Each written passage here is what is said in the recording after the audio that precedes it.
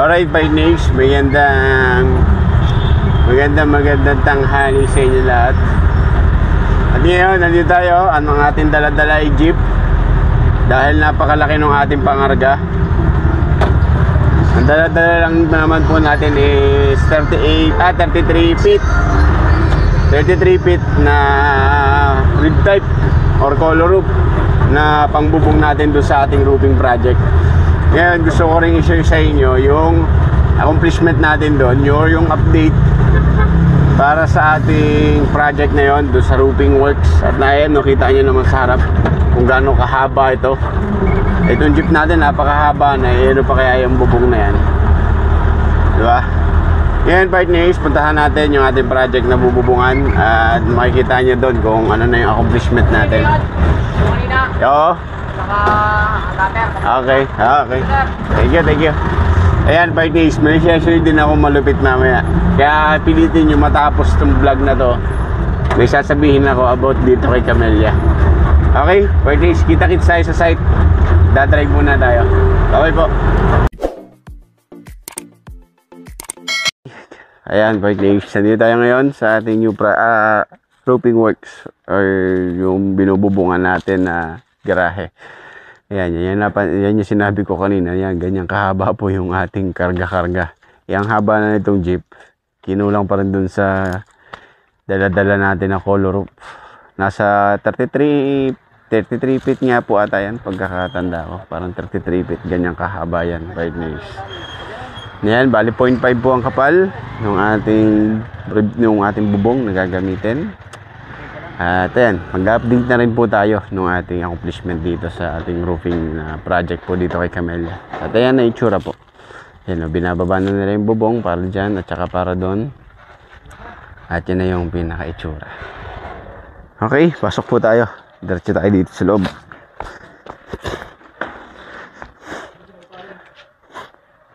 Ayan, nandito tayo sa loob. Ngayon, partners, ang accomplishment na natin dito is yun na, pinakabubong na lang kailangan ito. Kulang na lang, yung bubong na talagang inaantay na yan. Ayan, nakatiles na po tayo dito. Ayan, bali ang ginamit po natin ay mariwasa na tiles na magaspang. Ayan, rough finish po yan. Hindi tayo pwede magmadulas dyan dahil nga yan ay dirty kitchen. Halos laging gamit na gamit, kumbaga. Guys, ito na partners, yung ating kitchen top. Nakapaglagay na rin tayo. Ganyan po yung design na ginawa ko dito. Color white. Then, ang kanyang backsplash is bricks ang style. Then, ang pinaka kitchen top niya is parang may pagka marble. You know. Okay. Then, dito tayo sa CR dahil may nagbababa sila. Ito, naggawa na rin po natin to. Ayan o. May tiles na to, tsaka may lavatory na rin po ito. Yan yung lavatory. Then, yung pinaka-bowl nila ma'am. At saka yan, nag-tiles na rin tayo dito ng flooring at siding, partners. Yan. Yan, ito assist lang naman to. Kukulayin lang namin to ng white. Then mag-aabang lang tayo ng ilaw dito.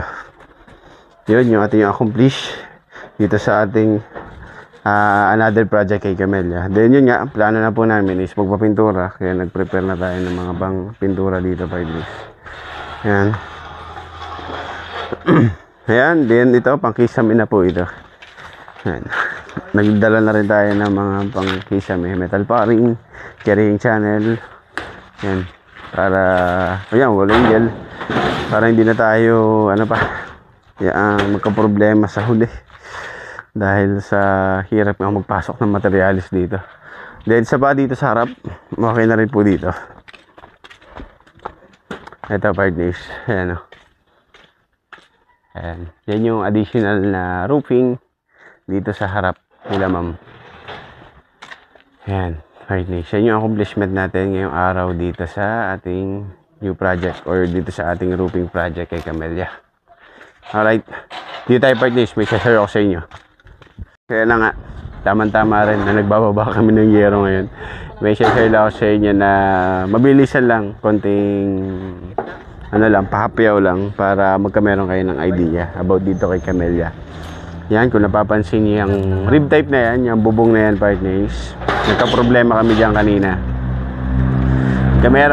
Na-question kami dito dahil nga hindi sila pumapayag na ipasok yung aming bubong na gagamitin dito sa aming project na to. Ayan, partners, gusto lang sanang ma-share sa inyo na once po na nagpagawa kayo kay Camellia, dapat talaga po is naka-detail yung mga documents na kailangan nila. Kung anong materials ang gagamitin, kung anong kulay ng bubong ang gagamitin, kung anong klaseng bubong ang gagamitin. Talagang napaka-detail dapat ang kailangan nila. Sobrang higpit, partners. Sobrang higpit. Dahil isipin nyo yun, ultimo nagpasok na lang ako ng bubong. Simpleng ano lang kumbaga nakiusap tayo sa gwardiya, nakiusap tayo sa mga admin, sa mismong property management dito sa buong Camellia Tayabas. Hindi talaga pwede.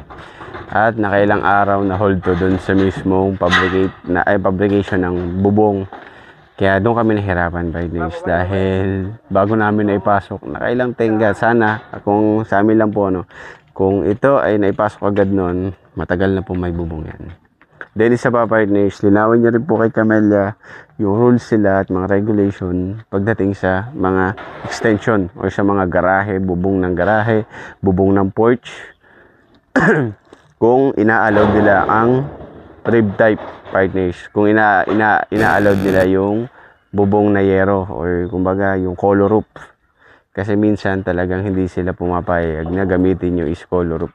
Pagdating sa porch, sa harap ng bahay, sa garahe, minsan hindi talaga sila pumapayag. Ang pinapagayagan talaga nila, partners, ang approved plan para sa bubong sa mga ganong area ng garahe, ng porch sa harap ng bahay, kahit sa terrace, hindi po sila uma-approve na color roof. Ang approve nila dyan is polycarbonate, partners. Yun lang. Pero sabi ko nga po, ulitin ko, once na po kayo magpapagawa kay Camellia, para hindi kayo magka-problema pagdating sa huli at hindi ma-pending, kasi number 1 dyan, manpower. Madidelay ang trabaho ng mga tauhan natin kasi gawa nga lang na natenga yung materials. Ikalawa, yung abala sa inyo kasi nauubos yung oras yun ng wala man lang. Ikatlo, syempre, yung availability ng mga materials na yun. Kasi minsan nakakahiya din dun sa may pinag-orderan nyo. Tapos hindi rin pala agad i-accept nila dahil bawal. Napakalaking abala nun, partners. Kaya yun po, masasabi ko lang, masashare ko lang sa inyo. Once kayo magpapagawa po dito about kay Camellia, siguro hindi ko man nila lahat, pero possible same lang yan ang mga regulation. Mapa Camellia, saan man, San Pablo, Calamba, Batangas man, partners. For sure, isa lang ang kanila pinapakabad na rules dito pagdating sa mga extension or sa mga naman.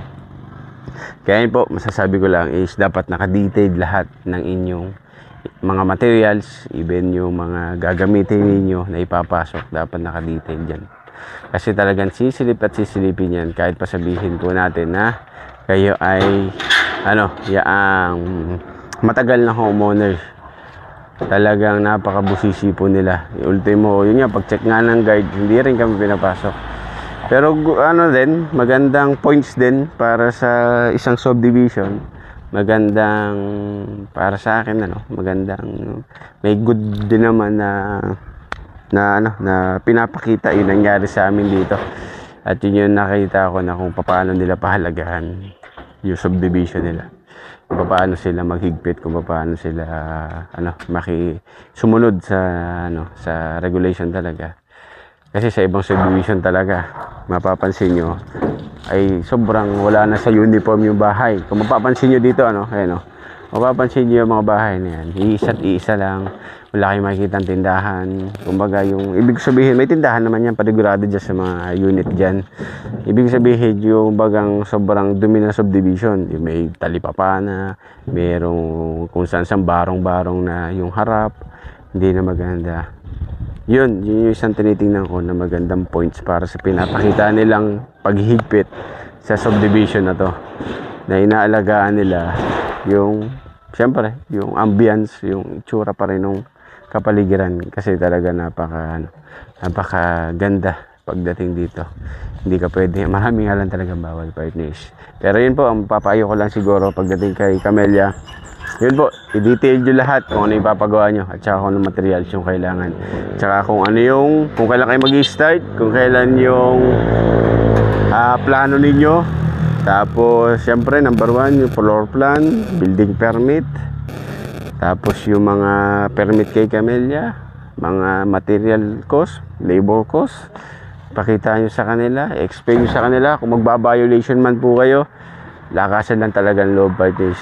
Kasi once na nag-violate kayo sa kanila, hindi nyo na marerepad yung band. Isa pa doon, minsan napapahold yung construction. At napakalaking abala po nun pagdating dito sa start na.